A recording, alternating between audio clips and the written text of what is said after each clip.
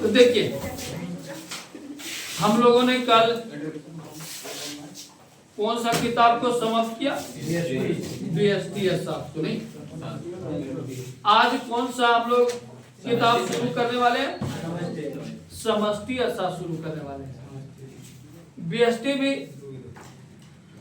50 number का पूछा जाता है और परीक्षा में समष्टि का भी 50 नंबर से पूछा जाता है। तो दोनों बुक का जो मान है बराबर है, उससे भी 50 नंबर, इससे भी 50 नंबर। इसलिए किसी भी बुक को आप हल्का से नहीं लें। और आप लोग आईसी करने के लिए आए। आईसी ही आपका लाइफ का मेन कमर है। अगर आईसी लड़खड़ा गए, यानी कि इंटर अगर लड़खड़ा गए, तो भविष्य में कभी भी सुख का अनुभव नहीं कर पाइए। इसलिए आईसी आपका मेन लाइफ। सिर्फ पास कर लेने से आपका नसीब बन जाएगा, नहीं रे बाप। यहाँ परसेंटेज का जरूरत है, यहाँ परसेंटेज का जरूरत है। जितना परसेंटेज आप आईसी में लाइएगा उतना ही आपके लिए अच्छा होगा। आईसी करने के लिए आए, कम से कम आप परसेंटेज लेकर के घर जाए। हमारे पास आज से मैं नहीं पढ़ा रहा हूँ, बहुत दिन से हम पढ़ा रहे हैं, बहुत साल। हमारे पास तो विद्यार्थी आते रहेगा और जाते रहेगा। मेरा काम है पढ़ाना, आपका काम है पढ़ना। लेकिन इतना तो तय है, जिस तरह उस विद्यार्थियों को आज तक मैंने पढ़ा करके भेजा, वैसा आपको भी पढ़ा करके भेजेंगे। अरे हर साल विद्यार्थी न बदलता है रे, वंशंकर सर थोड़े बदलता है क्या? इसलिए जैसा उस विद्यार्थी को पढ़ा करके भेजा, वैसा आपको भी पढ़ा करके भेजेंगे। सवाल यह है कि आप कितना लोड ले सकिएगा। आपके दिमाग, आपका दिमाग कितना लोड लेगा, वो तो आप ही ने अनुभव कीजिएगा। कहता है, तारों ने कहा कि गगन बदला है,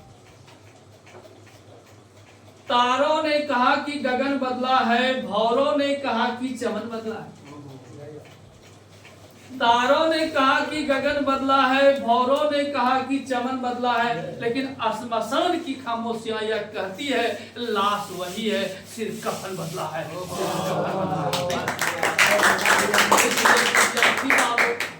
आते रहेगा, हर साल जाते रहेगा, लेकिन वंशंकर सर वही रहेगा। तो आज हम लोग समष्टि अर्थशास्त्र को पढ़ने वाले हैं। नहीं तो 1933 ईस्वी में रेगनर फ्रीस ने अर्थशास्त्र को दो भागों में तोड़ा था। 1933 ईस्वी, कितने ईस्वी में? 1933 ईस्वी में रेगनर फ्रीस ने अर्थशास्त्र को दो भागों में तोड़ा है। एक है व्यष्टि अर्थशास्त्र, दूसरा है समष्टि अर्थशास्त्र। एक है व्यष्टि अर्थशास्त्र और दूसरा है समष्टि अर्थशास्त्र। लेकिन समष्टि को समझने के लिए सबसे पहले आपको व्यष्टि पकड़ना होगा। अगर व्यष्टि अर्थशास्त्र को अगर आपने पकड़ लिया कि व्यष्टि अर्थशास्त्र क्या है, तभी आप समष्टि समझ सकिएगा, अन्यथा आपके बस की बात नहीं है। तो पहले समष्टि को समझिए कि रेगनर फ्रीस ने 1933 ईस्वी में जो अर्थशास्त्र को दो भागों में तोड़ा, एक है व्यष्टि अर्थशास्त्र और दूसरा है समष्टि अर्थशास्त्र। तो व्यष्टि अर्थशास्त्र है क्या और समष्टि अर्थशास्त्र है क्या? तो व्यष्टि का रूप होता है छोटा, व्यष्टि का रूप क्या होता है? छोटा। और समष्टि का रूप होता है बड़ा। व्यष्टि का रूप होता है छोटा और समष्टि का रूप होता है बड़ा। अब व्यष्टि का रूप छोटा कैसे है और समष्टि का रूप बड़ा कैसे है? तो व्यष्टि अर्थशास्त्र के तहत सिर्फ अपने ही बारे में सोचा जाता है। व्यष्टि अर्थशास्त्र के तहत सिर्फ जितने भी लोग हैं सब अपने बारे में सोचता है, उसको दूसरे के प्रति कोई दर्द नहीं है, कोई मोह नहीं है, कोई ममता नहीं है, सिर्फ अपने बारे में उसको मतलब है, सिर्फ अपने से मतलब है। व्यक्ति का रूप छोटा है, समझ में आ गया? छोटा कैसे?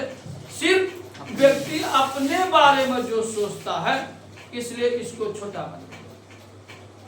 और समष्टि अर्थशास्त्र का जो रूप होता है वो बड़ा होता है। समष्टि अर्थशास्त्र जब भी किसी भी समस्या का समाधान करेगा या किसी के बारे में अगर जानकारी अगर देता भी है, पूरे देश लेवल पर, पूरे राज्य लेवल पर किसी भी समस्या का अगर समाधान अगर समष्टि अर्थशास्त्र के तहत अगर होता है तो पूरे देश का समस्या का समाधान दिखावेगा। या अगर राज्य के बारे में लेकर के चल रहे तो पूरे राज्य के समस्याओं का समाधान के बारे में दिखावेगा या समस्या के बारे में दिखावेगा। कोई हम व्यक्ति विशेष नहीं होता। तो व्यक्ति को यानी कि अपने आप से सिर्फ मतलब है, इसको थोड़ा सा और गहराई में चलिए कि अपने आप से कैसे मतलब है। अब इसको पहले समझ लेते हैं कि व्यक्ति का रूप छोटा है, अब वह अपने आप से मतलब रखता है। तो कैसे अपने आप से मतलब रखता है, पहले इसको समझ लेते हैं कि जो व्यक्तिगत स्तर पर, जो व्यक्तिगत मतलब क्या हो गया? सिंगल। व्यक्तिगत मतलब क्या हो गया? सिंगल। जो व्यक्तिगत स्तर पर आर्थिक समस्या का अध्ययन करता है उसको व्यष्टि अर्थशास्त्र कहते हैं। जो व्यक्तिगत स्तर पर आर्थिक समस्या का अध्ययन करता है उसको व्यष्टि अर्थशास्त्र कहते हैं। जैसे एक उपभोक्ता, एक उत्पादक, एक फॉर्म, एक वस्तु का कीमत। खाली डिफिनेशन रट लेने से ही आपका काम चल गया यह भी जरूरी नहीं। इस व्यष्टि अर्थशास्त्र उसको कहते हैं, मतलब जो व्यक्तिगत स्तर पर आर्थिक समस्या का अध्ययन करता है उसको व्यष्टि अर्थशास्त्र कहते हैं। जैसे एक उपभोक्ता, एक उत्पादक, एक फॉर्म, एक वस्तु की कीमत। कहते तो हम काम चली लगी या भी अर्चा लगा देगा। हेरे मर्दे तुम क्या फटकता? एक उत्पादक, एक उपभोक्ता, एक फॉर्म, एक वस्तु, एक क्यों लगा? अब यहाँ पर भी सवाल खड़ा कर देगा कि आखिर एक क्यों लगा, क्या कारण है एक लगने का? एक लगने का तो मकसद एक उपभोक्ता, इसका क्या मकसद है? एक क्यों लगा? एक उत्पादक क्यों एक लगा? एक फॉर्म क्यों एक लगा?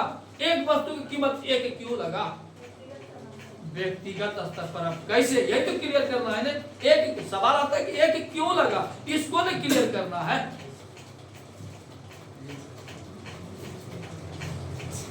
काजल गई सब्जी खरीदने के लिए, काजल सब्जी खरीदने के लिए गई शाम के समय मंडी जाकर के। इसको क्या लेना था? आलू लेना था। यह सब्जी मंडी जैसे ही जाती है आलू वाले के से पूछती है, अंकल आलू कैसे देते हैं? तो 20 रुपया किलो। उसका चीज है, कीमत लगावेगा कि नहीं लगावेगा? उसका चीज है, कुछ भी बोलेगा। लेकिन हो सकता है कि काजल के मन में हो गया 20 रुपया क्यों देंगे, ये हमको ठग रहा, ये हमको ठग रहा। इसलिए इसके मन में हुआ कि नहीं ये तो अधिक कीमत ले रहा है, इसलिए इतना कीमत नहीं देंगे, इसलिए इसने कीमत लगाया।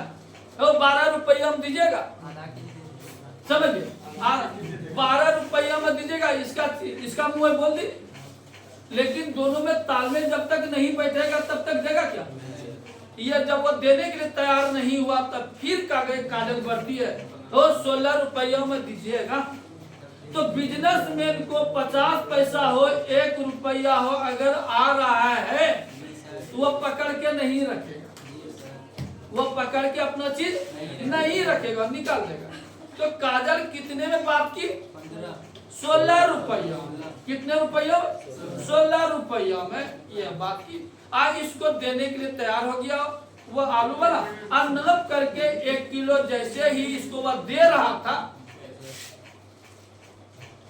उसी समय रुपेश भी जाता है, उसी समय रुपेश भी पहुंचता है आलू लेने के लिए। समझिए पहले एक क्यों लगा, एक को क्लियर कर रहे हैं। खाली डिफिनेशन रट लेने से आप क्लियर क्या कहते हैं, काबिल बन गए नहीं रे बाबू, यहाँ लफड़ा लगा देगा नहीं। कोई भी एक का बारे में पूछ देगा कि एक क्यों लगा, तब की कमेठर बम शंकर सोरस बात करे तब समझेगो। ऐसा ही सवाल करेगा क्या, मतलब की पूछे जाए एक ठर बम शंकर सोरस पूछे थे सर एक क्यों लगा, उस समय यही बोलेगा रे तुम तो जबे करेगा हमको भी नाश करेगा, नहीं करेगा। तुम तो जबे करेगा हमको भी नाश करेगा, इसलिए ठहरिए समझिए। तो यहाँ पर वो जो दुकानदार है रुपेश को कितना में देने लगा? 20 रुपया, नहीं घटा हुआ। तो क्या काजल को भी तो दर्द होना चाहिए ना रुपेश के प्रति? आप जब हमको आप 16 रुपया में दे रहे हैं तो आप उसको 20 रुपया में क्यों नहीं दे रहे? क्या यह बोलेगी? पूछो तुझको नहीं कहना बोल रहा हम, इसलिए अपने आप से मतलब उसको ठके कि क्या करेगा, उससे हमको मतलब है। हम तो कम कराया नहीं, हम तो समझ में आया बेस्तिया से सिर्फ अपने आप से मतलब रखता है। यह तो कम करा करके लेकर के चली आई, क्या दूसरे को जो 20 रुपया में देने लगा क्या इसको दर्द था रुपेश के प्रति? क्या नहीं, यही है बेस्तिया। एक उत्पादक का उद्देश्य क्या होता है? वो जो सामान बेचने के लिए लाया उसके मन में यही है कि हम अधिक से अधिक लाभ कमा करके और हम बेच करके चले जाए, और दूसरे का बिके कि नहीं बिके, कि सड़ जाए कि गल जाए, क्या उसको उस उत्पादक को दूसरे के प्रति सामानों के प्रति दर्द है क्या? नहीं, यह हो गया एक। इसलिए व्यक्ति के तस्वीर अपने आप से मतलब है एक फॉर्म। तो जितने भी कंपनियां हैं, चाहे वह मोबाइल का कंपनी हो या घड़ी का कंपनी हो या जूता का कंपनी हो या तो साबुन का कंपनी हो, उसके मन में यही है कि पूरे मार्केट में मेरा ही सामान का मांग हो, पूरे मार्केट में मेरा ही सामान का मांग हो, हर ग्राहक मेरा ही सामान का चॉइस करे, दूसरे सामानों का चॉइस नहीं करे। क्या सही है? क्या कोई दिक्कत? अब एक वस्तु का कीमत, अब क्या है? एक वस्तु का कीमत। अब यहाँ से हम किसी कारण हम बिहार जा रहे हैं, और बिहार जब जा रहे थे तो अमीषा का घर होते हुए हमको क्रॉस करना था। किसका घर होते हुए? अमीषा का घर क्रॉस करते हुए हमको जाना था। तो जैसे ही अमीषा का गांव हम पहुंचे, हमको क्या पता था कि अमीषा का गांव घर इसी गांव में है। जैसे ही हम जा रहे थे, दूर से यह अंदाज लगाई कि लगता है बम शंकरे सर आ रहे, इस देखिए लगता है बम शंकरे सर आ रहे। और यह अंदर नहीं गई कि देखे मोटरसाइकिल आखिर से है कौन। जैसे ही हम इसके नजदीक पहुंचे, अमीषा आग बका जाती है कि सर आपको यहाँ देखते हैं। हम बोलो कि अरे बेटा एक तो विद्यार्थी कॉल किया था, इसलिए वो प्रेशर दिया कि नहीं सर आना ही होगा, इसलिए बेटा उससे मिलने के लिए जा रहे हैं। तो जैसे ही हमको यह देखेगी उसी समय तुरंत सर चाय पी लीजिए सर, पहला फॉर्मेलिटी। क्या सही है? कोई जनरल आदमी तो नहीं है ना, इसका भविष्य न सुधार रहे, इसका गुरु है ना, इसलिए यह अपना मन को बचाने के लिए मेरा सम्मान यह करेगी। क्या सही है? हम इसको बोलियो रहे अरे बेटा वापस आवेंगे उधर से तब चाय पी लेंगे, लेकिन यह इतना ही दबाव दिए हमको जो इसका बात हम नहीं काट पाए और इसके यहाँ गए। आज जैसे ही अंदर जाते इससे ज्यादा मम्मी पापा खुश, इस हम लोग बेटी रो सर है इस तुरंत हाउ कुर्सी दे कोई मर्दे हाउ बैठना में इस गदगदी से देखिए तुरंत या अमीषा अपने मम्मी को कहती मम्मी चाय बनाओ ने। जैसे ही मम्मी चाय बनाने के लिए जाती है, इस क्या कहते हैं गैस चालू करती है, थोड़ा सा पानी दी, थोड़ा सा चीनी दी, थोड़ा सा चाय पत्ती, खोलने के बाद ही ना दूध दिया जाता है। तो खोलने के बाद जैसे ही दूध देने का समझ रहा, जैसे ही दूध देने का बारी आया, सिक्का पर जाती है दूध उतारने के लिए, दूध तो राते बिला पी करके तैयार है। समस्या देखे कब तक गंभीर बन गई।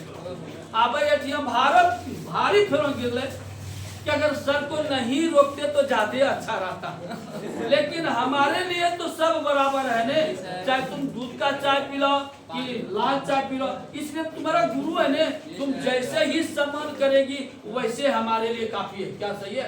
लेकिन इसको ग्लानि महसूस हो रहा है पूरे घर को कि लाल चाय कैसे नहीं। तुरंत अमीषा को 50 रुपया इसका मम्मी देती, बेटा फलां की यहाँ क्या करता है, भाई से लगता है जाकर के दूध ले आओ। इस 50 रुपया ली, एक तो लोटा ली, अब पतली वाली गली से पीछे से निकली ताकि सर यह नहीं दोने कि दूध लेने जा रही है, समझ। और उसके बाद जैसे ही सड़क पर निकलती है, संजोग से देखो कितना अच्छा, उधर से भर बाल्टी दूध वाला दूध लेकर के बेचने के लिए आया, और यह जो पैसा लेकर के निकली है 50 रुपया, इसको क्या चाहिए? दूध चाहिए। और जो दूध बेचने के लिए आ रहा है उसको क्या चाहिए? पैसा। ये दोनों गदगद, उसको भी ग्राहक मिल गया, इसको भी दूध मिल गया। तुरंत अंकल दूध में जा रहे हैं, इस ठरिए अंकल तुरंत बाल्टी लेकर, और उसके बाद मम्मी हलो दूध, इस गदगद से पूरा घर। और बाद बाबू 50 रुपया लेकर, और यह जाकर के 50 रुपया कितना भर बाल्टी दूध, 50 रुपया क्या कहते दिया दूध वाले को। दूध वाला इस जड़म खसर कर गदगद, बेटा फिर कभी काम लगेगा तुमको फोन करना। ऐसे नहीं खरीद बिक्री होता है, ऐसे नहीं खरीद बिक्री होता है। उसको पैसे का जरूरत था, वो पैसा लिया, इसको दूध का जरूरत है, दूध लिया, दोनों का काम निकल गया नहीं निकल गया। ऐसे नहीं खरीद बिक्री होता है मर्दे, नहीं कोई दिक्कत। यार ऐसा बोल रहा खक्सी का, हाँ सर ऐसे ही खरीद बिक्री होता है। खक्सी तो बोलता है नहीं, बोलो ऐसे नहीं खरीद बिक्री होता है। हाँ यस सर, बारे लड़का इतना होशियार से तो की बोल लियो, मैं भर बाल्टी न बोल लियो, बाकी एक पवा दूध से भर बाल्टी, एक पवा दूध बोल भाई, समझिए जरा सर, भर बाल्टी न बोली रही छी। उनकी एक पवा दूध से भर बाल्टी जो बोली, उसमें 4-5 किलो दूध है कम से कम। अब उसके बाद वो 50 रुपया 5 केजी दूध नहीं मर्दे, समझो भर बाल्टी का मतलब क्या, 4-5 केजी। अब 50 रुपया केजी वो दूध वाला दूध बेचता है, अब 50 रुपया में 5 लीटर दूध देगा इसको, तब हाँ के नहीं कहते। हाँ इस सर आप 1 नंबर पढ़ा है, इस हाँ तुम्हारे हाँ नहीं रे बाबू। एक वस्तु का कीमत, अगर दूध लेना है 1 लीटर पहले निकालना होगा, क्या सही है? आलू अगर लेना है तो 1 केजी निकालना है, क्या सही है? केला लेना है तो 1 दर्जन निकालना है, क्या सही है? जींस लेना है तो 1 पीस निकालना होगा, क्या सही है? सब सबका नाम है, इसलिए व्यष्टि अर्थात के तहत एक का पहले प्रयोग किया जा सकता है। समझ में आए किसके व्यष्टि अर्थात। अब चलिए समष्टि अर्थात। अब यहाँ जहाँ जिस किताब को आज शुरू करने वाले हैं, अब यहाँ से आइए कि समष्टि अर्थात क्या है। समष्टि का मतलब क्या हो गया? उसका क्षेत्र क्या होता है? बड़ा होता है। उसका क्षेत्र क्या होता है? बड़ा होता है। जो संपूर्ण अर्थव्यवस्था की, समझिए, जो संपूर्ण अर्थव्यवस्था की आर्थिक समस्या का अध्ययन करता है, जो संपूर्ण अर्थव्यवस्था की आर्थिक समस्या का अध्ययन करता है, उसको समष्टि अर्थशास्त्र कहते हैं। जैसे राष्ट्रीय आय, कुल जनसंख्या, कुल रोजगार आदि। समझिए, राष्ट्रीय आय, कुल रोजगार, कुल जनसंख्या आदि।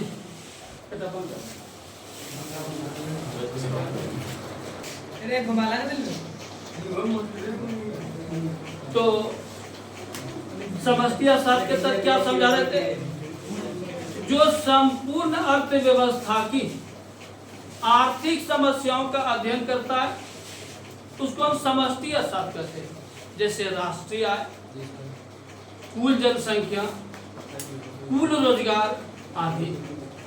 तो अब यह राष्ट्रीय है। अब यह सवाल यह देखिए कि व्यष्टि के तर्क पहले 1 लगता है, यहाँ समष्टि के पहले कुल लगता है। पहचान देखिए क्या है कि समष्टि के पहले कोई भी शब्द लगा बोलने के पहले उसमें कुल लगता है। राष्ट्रीय आय, कुल जनसंख्या, कुल रोजगार, यह कुल शब्द का प्रयोग क्यों किया? अब इसको क्लियर कीजिए कि कुल शब्द का प्रयोग क्यों किया। राष्ट्रीय आय, क्या मंत्री जी आप ही का जमीन का टैक्स जो घर वाला दिया, क्या वही पूरे देश का राष्ट्रीय आय कहलाया क्या? आपने जो दिया या आपके पापा जी ने जो दिए जमीन का टैक्स जो भी सालाना देते हैं 200-400, क्या पूरे देश का राष्ट्रीय आय होगा क्या? नहीं। 140 करोड़ लोगों को भी टैक्स देना पड़ता है। कोई जमीन का देता है, कोई बिजली का देता है, कोई मकान का देता है, कोई सामान खरीदते हैं उसका टैक्स देना। यानी कोई भी सामान खरीदिए तो 140 करोड़ लोग हर सामान को खरीदता, तो जो सामान आपने खरीदा उसमें टैक्स दे करके आप खरीद रहे हैं, क्या सही है? तो यही हो गया राष्ट्रीय आय। पूरे देश का हर लोगों ने अपना जो भी दिया, किसी ने 100 रुपया दिया, किसी ने 50 रुपया, टोटल क्या कहलाया? राष्ट्रीय आय कहलाया। कुल जनसंख्या, क्या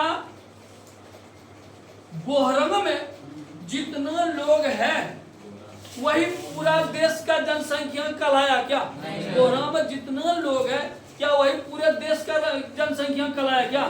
नहीं। पूरे देशों का जनगणना के माध्यम से जानकारी लिया जाता है कि हमारे देशों में कितने लोग अभी रह रहे हैं, उसका टोटल आंकड़ा यही हो गया कुल जनसंख्या, जो हम लोग बोलते हैं अभी हमारे देश में 140 करोड़ लोग हैं, क्या सही है? और उसके बाद कुल रोजगार, राज्य सरकार हो या केंद्र सरकार हो, जब भी वो वैकेंसी निकालती है, चाहे टीचर का निकाले, चाहे मेडिकल का निकाले, चाहे बैंकिंग का निकाले, चाहे क्या कहता है हाई स्कूल का निकाले, या किरानी का निकाले, या चपरासी का निकाले, या नर्स का निकाले, किसी का अगर बहाली अगर सरकार निकालती है, क्या जातिवाद करते हैं क्या?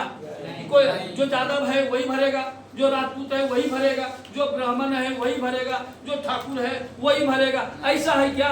नहीं रे बाबू। यहाँ पर झारखंड, अगर झारखंड सरकार अगर निकालती है वैकेंसी, तो झारखंड में जितने स्टूडेंट किसी भी कास्ट, किसी भी जाति धर्म का क्यों नहीं हो, चाहे हिंदू मुस्लिम सिख ईसाई किसी भी जाति का क्यों नहीं हो, जो पढ़ा लिखा विद्यार्थी है, अगर क्या कहते हैं बीएड किया हुआ, बेड लगा सकती है सरकार। हमको अगर हाई स्कूल का टीचर का बहाली करना है या मिडिल स्कूल का करना है, तो बीटी अगर किया है बाबू तो हम उसको लेंगे, या जो बीएड किया है यह सरकार बेड लगा सकती है। या इंटर जो है हमको 70% लेना है, कितना लेना है?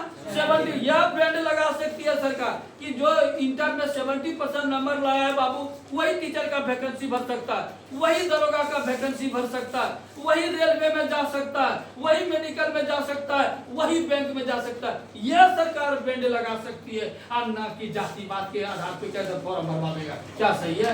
इसलिए यहाँ पर क्या हो गया बाबू, जातिवाद नहीं हो सकता है, अमीरी गरीबी नहीं हो सकता है। यही है समष्टि अर्थशास्त्र। इसलिए समष्टि अर्थशास्त्र का कहना है कि एक व्यक्ति, समष्टि अर्थशास्त्र का कहना है कि अगर एक व्यक्ति जितना कमाया पर डे, एक व्यक्ति जितना कमाया पर डे, टोटल पैसा वह रख लेगा, एक भी रुपया खर्च नहीं करेगा, एक भी रुपया खर्च नहीं करेगा, तो देश को कुछ भी नहीं बिगड़ेगा, देश का कुछ भी नहीं बिगड़ेगा। फिर मकरा देख लो, मकरा मकड़ी जिसको हम लोग बोलते हैं, मकरा के कई टंग होते मर्दे, 4 टंग होते, कई टंग होते मकरा के, मकरा के कई टंग होते मर्दे, यो तभी जानकारी नहीं जो मकरा के कई टंग होते, मकरा का 8 टंग होते, मकरा कई टंग होते, मकरा को कई पैर होता है? 8 पैर। यानी अगर एक पैर अगर टूट जाए मकरा का, तो मकरा तो भूखे मर जाएगा? नहीं सर,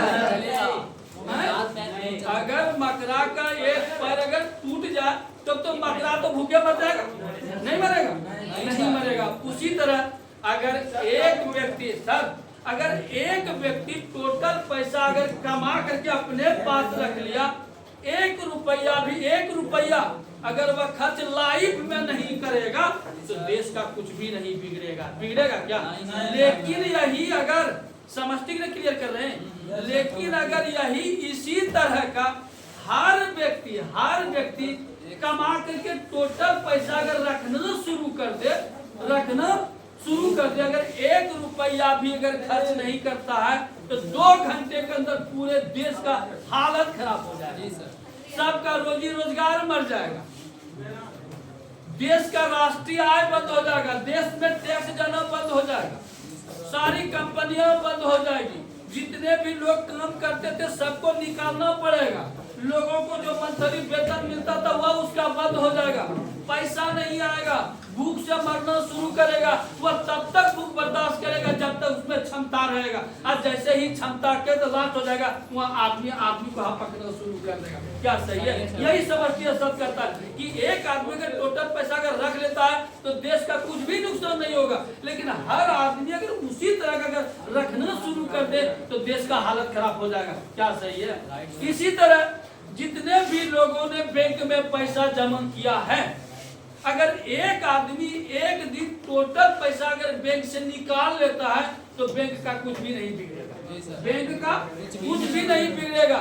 लेकिन अगर हर आदमी एक ही दिन टोटल पैसा अगर बैंक से निकाल ले जितना लोगों ने जमा किया है तो बैंक क्या हो जाएगा? खोखला हो जाएगा, अब बैंक को दिवालिया घोषित कर देगा। क्या घोषित कर देगा? दिवालिया। सारी खाली बैंके नहीं ननुस हुआ, साथ में सारा कारोबार तो बैंके से होता है। यहाँ पर भी क्या होता है? सारा रोजी रोजगार का बंद हो जाएगा।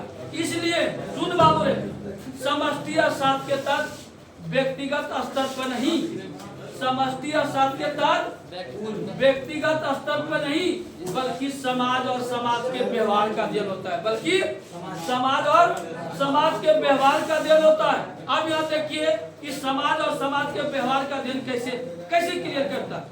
समाज में किसी एक के यहाँ अगर लड़का जन्म लेता है, समझिए, अरे हीरो, अगर समाज में किसी की अगर एक लड़का जन्म ले लेता है, इस खुशी से पूरा परिवार झूमने लगता है। इस हमारे यहाँ एक लड़का आया, नहीं, खानदान का नाम रोशन करेगा। सुनिए, इस खुशी में लाखों लाख रुपया खर्च कर देता है, लाखों लाख। इस बाबू रे, उधर बैंड पार्टी बज रहा है, उधर शहनाई बज रहा है, उधर डीजे बज रहा है, उधर पार्टी चल रहा है, मांस मछली अंडा डीमा खीर पूरी दही जो जिसको जो खाना है, उधर चौमीन, उधर चाट, उधर डोसा खा रहा, गगन रहा है, लाखों लाख रुपया खर्च कर देता है।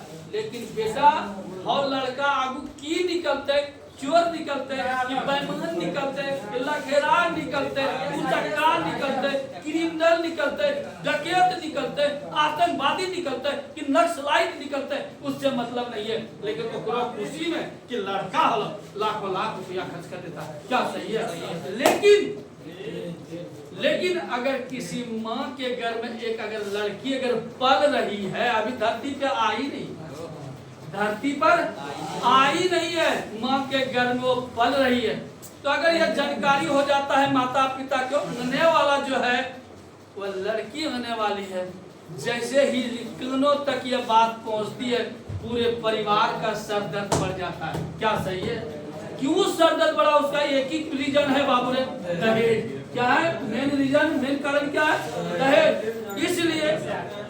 इसलिए आने वाला समय में मुसीबतों का सामना नहीं करना पड़े, इसलिए उस बच्ची को आने के पहले ही इसको घर में नुकसान कर दिया जाए। हर लोगों का सोच, यह समझती बताता है, हर लोगों का सोच कि व्यक्तिगत स्तर पर नहीं बल्कि समाज और समाज के व्यवहार का अध्ययन करता है। यही समझती है सर, पूरे समाज के बारे में जानकारी देता है। अगर एक लड़की अगर किसी माँ के घर में अगर पल रही है तो पूरे परिवार का सर दर्द बढ़ जाता है। लेकिन जब उस बच्ची को यह तय हो गया तो उस बच्ची को इस धरती पे आने से पहले तय है, आने से पहले उसको नुकसान कर देगा। आज जब उसको नुकसान करने का पूरा प्लान कंप्लीट कर लेता है, अब इस बच्ची को नाश किया जाएगा, क्या कहते हैं, घर में ही उसी समय अमन कुमार वह बच्ची माँ के घर से क्या करती है पता है? वह बच्ची अपने माँ को यही कहती है, माँ क्या तुम मुझसे नफरत करती हो? माँ क्या तुम मुझसे नफरत करती हो या इस क्रूर समाज से डरती हो? माँ क्या मुझसे तुम नफरत करती हो या इस क्रूर समाज से डरती हो? औरत कमजोर नहीं होती, यह समाज को बतलाने दो, मत मारो माँ मुझे इस दुनिया में, आने दो, आने दो, आने दो, आने दो। तो आज जो है इतने सारे रहने देते हैं, यही समझती है साथ पूरे क्या कहता है, जब भी किसी भी क्षेत्र से अगर वह जानकारी अगर देता है किसी भी क्षेत्र से, ठीक है ना, वह पूरे समस्या का समाधान या पूरे के बारे में जानकारी देता है। ठीक है ना, तो आज इतने सा ठीक।